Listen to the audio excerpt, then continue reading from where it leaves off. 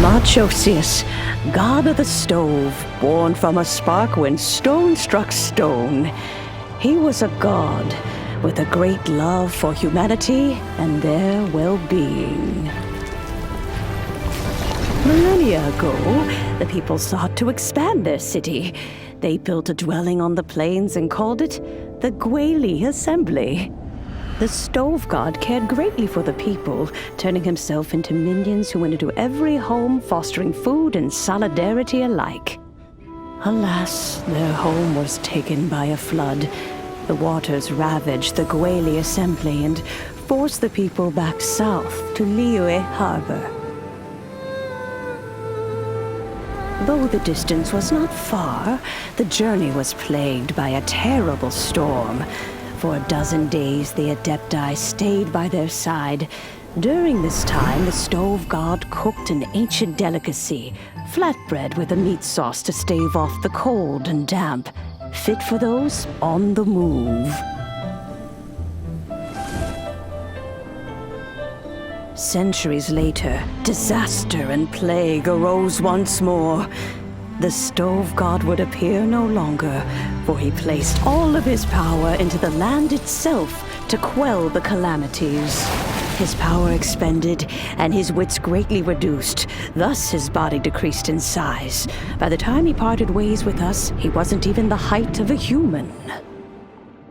He told Rex Lapis and I of the dishes that bring joy and of the secrets of the flame, then went into the mountains and entered into a long slumber.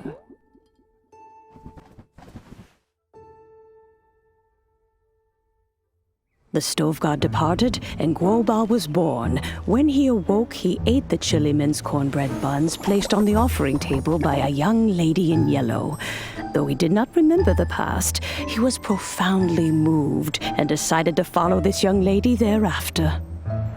The stove god had quietly disappeared, but the vendors rose early to hawk their wares. People went out to buy goods, lit their stoves, and cooked food, just as they had done every day for as long as they could remember.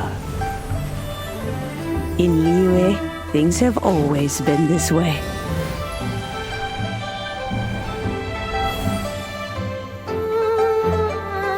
Nature provides, the mountains rejoice. We are blessed by heaven's good grace.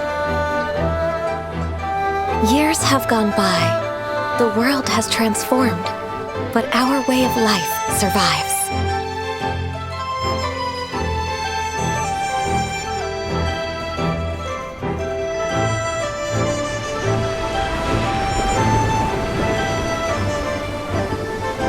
Fame and fortune is only a season. It is the moment that we should embrace.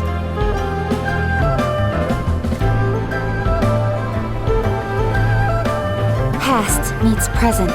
Heritage becomes legacy. Long into the future may we thrive.